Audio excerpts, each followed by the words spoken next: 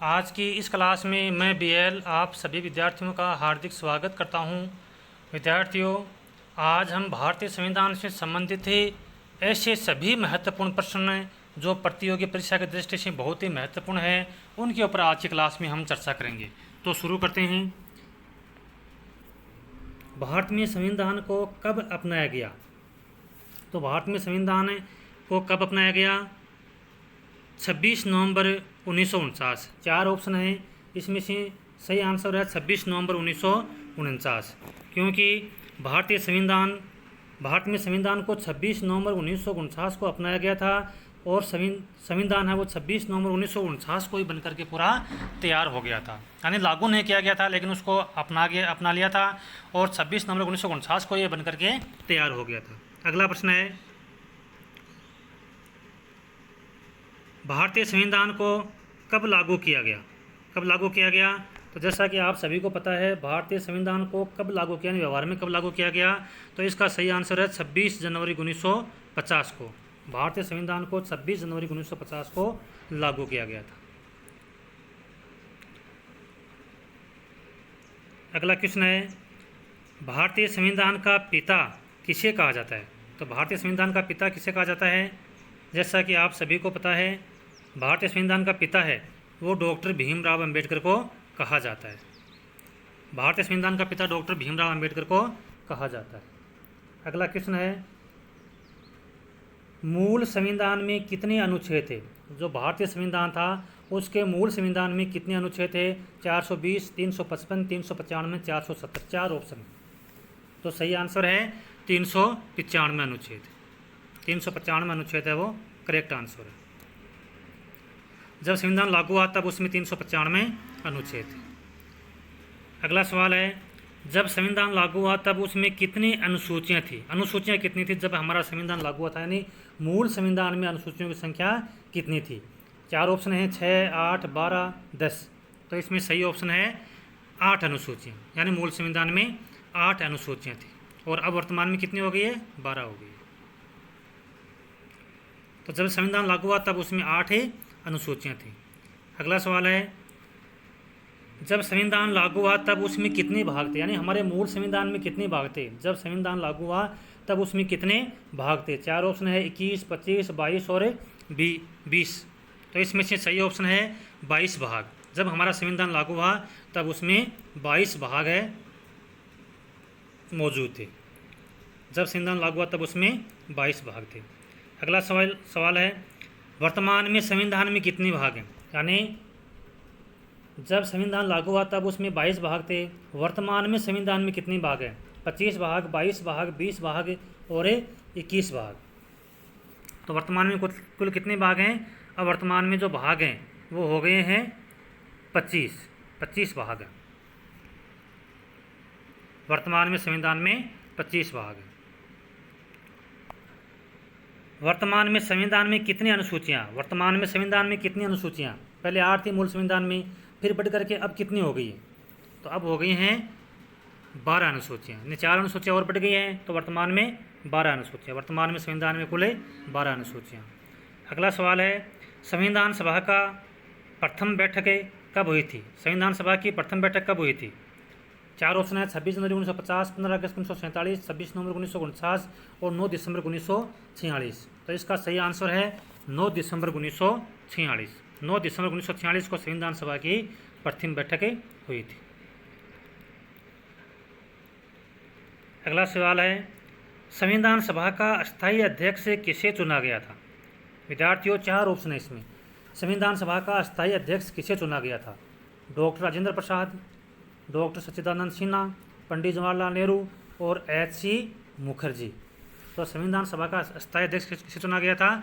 तो वह है डॉक्टर राजेंद्र प्रसाद। डॉक्टर राजेंद्र प्रसाद को संविधान सभा का अस्थायी अध्यक्ष चुना गया था, जो कि बाद में भारत के प्रथम राष्ट्रपति बने थे। तो संविधान सभा के अस्थायी अध्यक्ष कौन थे? डॉक्टर राजेंद्र प्रसाद, जो बाद में भारत के प्रथम राष्ट्रपति बने थे। संविधान सभा का अस्थायी अध्यक्ष किसे चुना गया था? संविधान सभा का अस्थायी अध्यक्ष किसे चुना गया था? चार ऑप्शन है, पंडित जवाहरलाल नेहरू, सच्चिदानंद सिन्हा, HC मुखर्जी और डॉक्टर राजेंद्र प्रसाद। तो संविधान सभा का अस्थायी अध्यक्ष किसे चुना गया था? अस्थायी अध्यक्ष किसे चुना गया था? डॉक्टर सच्चिदानंद सिन्हा को। जैसा कि ऊपर प्रश्न आया था, अस्थायी अध्यक्ष कौन थे? डॉक्टर राजेंद्र प्रसाद। और अस्थायी अध्यक्ष कौन थे? डॉक्टर सच्चिदानंद सिन्हा। तो संविधान सभा का अस्थायी अध्यक्ष डॉक्टर सच्चिदानंद सिन्हा को चुना गया था। अगला सवाल है, डॉक्टर राजेंद्र प्रसाद को अस्थायी अध्यक्ष कब चुना गया था? अस्थायी अध्यक्ष कब चुना गया था? 11 दिसंबर 1946 को। तो 4 ऑप्शन है, 26 जनवरी 1950, 26 नवंबर 1949, 9 दिसंबर 1946 और 11 दिसंबर 1946। तो इसमें सही आंसर है 11 दिसंबर 1946 को। डॉक्टर राजेंद्र प्रसाद को अस्थायी अध्यक्ष 11 दिसंबर 1946 को चुना गया था और उसने 2 दिन पहले यानी 9 दिसंबर को अस्थायी अध्यक्ष चुना गया था डॉक्टर सच्चिदानंद सिन्हा को। संविधान निर्माण में कितना समय लगा? संविधान के निर्माण में कितना समय लगा?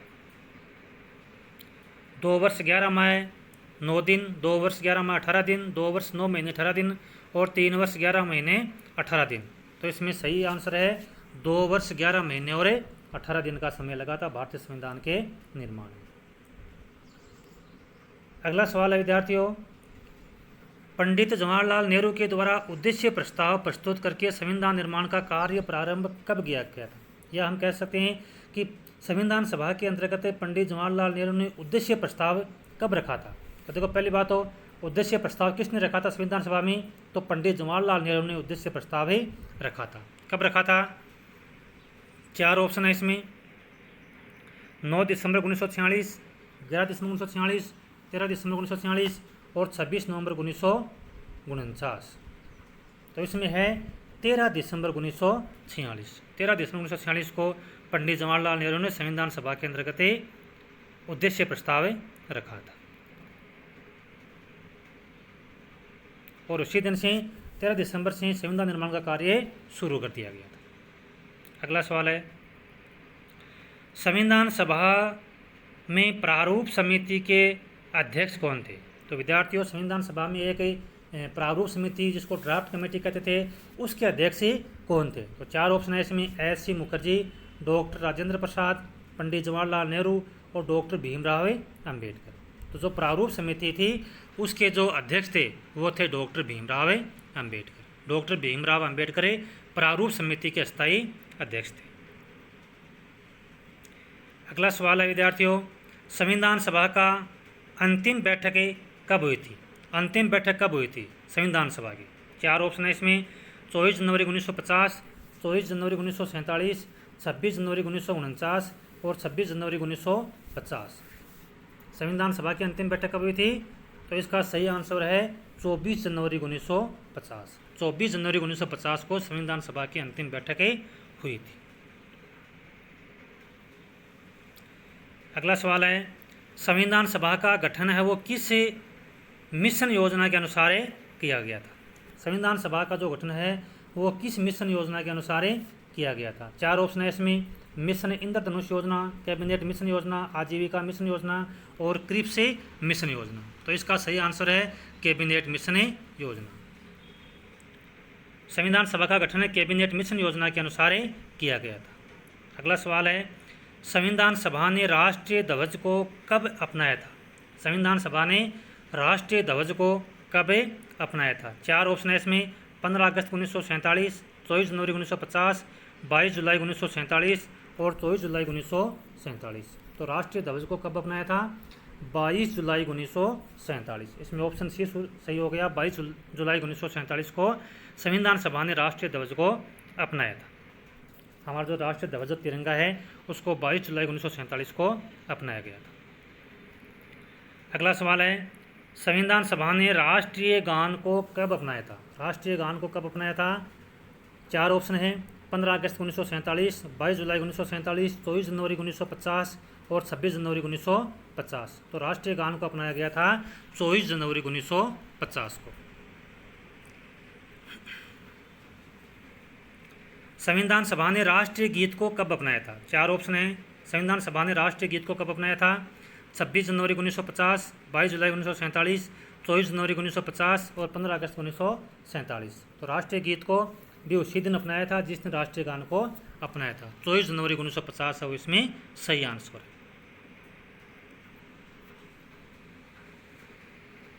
अगला सवाल है, डॉक्टर राजेंद्र प्रसाद को भारत का प्रथम राष्ट्रपति कब चुना गया था?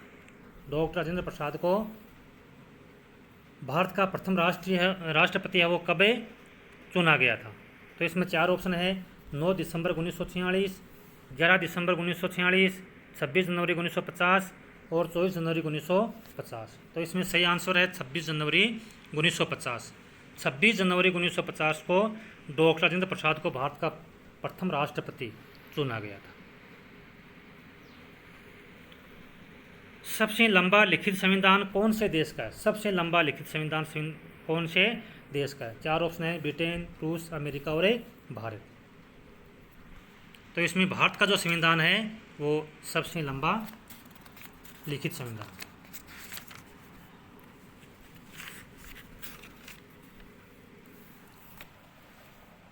अगला सवाल है, आपातकाल के दौरान कौन से संविधान संशोधन के द्वारा प्रस्तावना में समाजवादी, पंथ निरपेक्ष और अखंडता शब्द जोड़े गए थे? यानी जब आपातकाल लागू हुआ था देश में 1975 में, तो उसके दौरान कौन से संविधान संशोधन द्वारा प्रस्तावना में समाजवादी, धर्मनिरपेक्ष और अखंडता शब्द जोड़े गए थे? 4 ऑप्शन है इसमें, 92वें संविधान संशोधन 1976 द्वारा, 42वें संविधान संशोधन 1986 द्वारा, 32वें संविधान संशोधन 1986 के द्वारा और 42वें संविधान संशोधन 1976 के द्वारा। तो भारतीय संविधान में समाजवादी और जो पंथ निरपेक्ष और जो अखंडता, जो 3 शब्द जोड़े गए थे वो जोड़े गए थे 42वें संविधान संशोधन के द्वारा, जो कि 1976 में जोड़े गए थे। अगला सवाल है, 42वें संविधान संशोधन 1976 को किस नाम से जाना जाता है? 42वें संविधान संशोधन 1976 को किस नाम से जाना जाता है? 4 ऑप्शन है इसमें, प्रारूप समिति संविधान, संपूर्ण संविधान, अम्बेडकर संविधान और मिनी संविधान। तो इसमें जो 1976 में जो 42वां संविधान संशोधन हुआ था उसके अंतर्गत इतने प्रावधान जोड़े गए थे कि उसको मिनी संविधान के नाम से जाने लगा। 42वें संविधान संशोधन 1976 को मिनी संविधान के नाम से जाना जाता है। संविधान सभा का उपाध्यक्ष के रूप में किसे चुना गया था? संविधान सभा का उपाध्यक्ष किसे चुना गया था? 4 ऑप्शन है, डॉक्टर राजेंद्र प्रसाद, पंडित जवाहरलाल नेहरू, एच.सी. मुखर्जी और डॉक्टर भीमराव अंबेडकर। तो उपाध्यक्ष चुना गया था एच.सी. मुखर्जी को। संविधान सभा का उपाध्यक्ष से चुना गया था एच.सी. मुखर्जी को। संविधान सभा का उपाध्यक्ष एच.सी. मुखर्जी को चुना गया था। अगला सवाल है, संविधान सभा में मसौदा समिति के अध्यक्ष कौन थे? मसौदा समिति है जिसको हम ड्राफ्ट कमेटी कहते हैं, उसके अध्यक्ष कौन थे? 4 ऑप्शन है, पंडित जवाहरलाल नेहरू, डॉक्टर राजेंद्र प्रसाद, भीमराव अंबेडकर और सच्चिदानंद सिन्हा। तो इसमें सही आंसर है डॉक्टर भीमराव अंबेडकर। डॉक्टर भीमराव अंबेडकर संविधान सभा में मसौदा समिति के अध्यक्ष थे।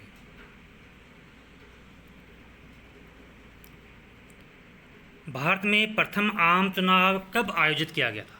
भारत में प्रथम आम चुनाव है वो कब आयोजित किया गया था? तो इसमें है 1951, 1952, 1954, 1953।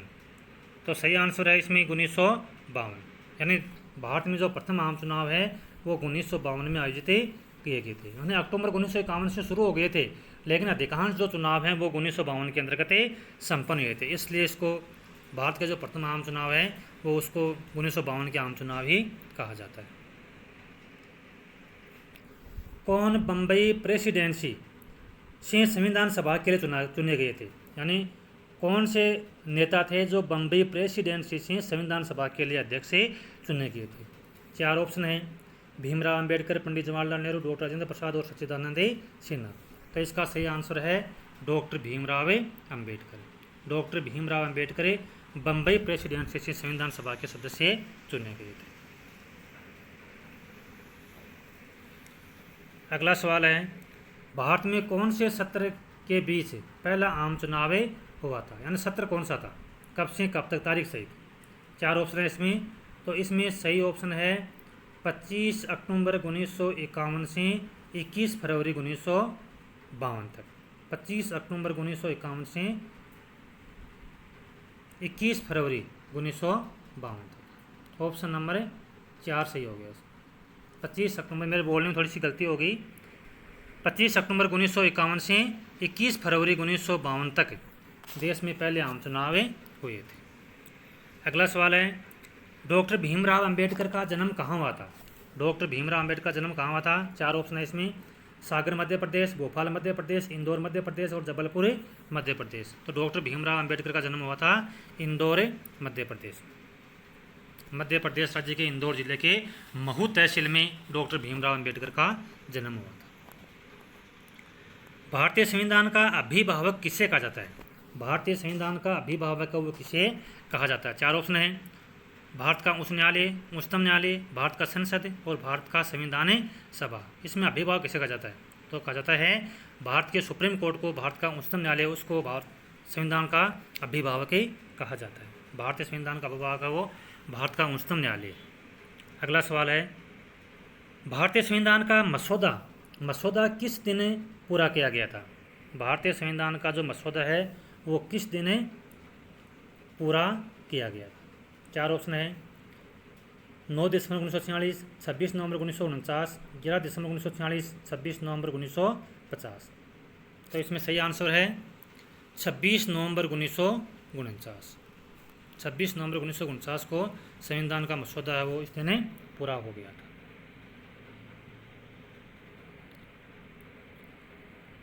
भारत के सुप्रीम कोर्ट का गठन है वो किसके द्वारा हुआ था?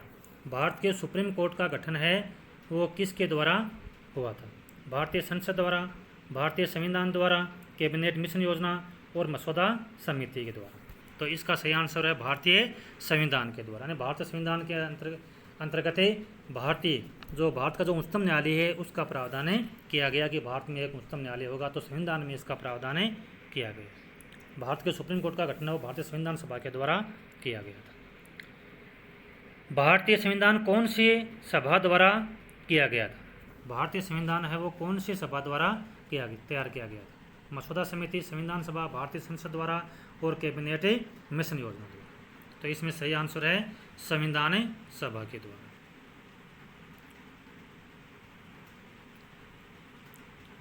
अगला क्वेश्चन है, संविधान सभा के लिए संवैधानिक सलाहकार कौन थे?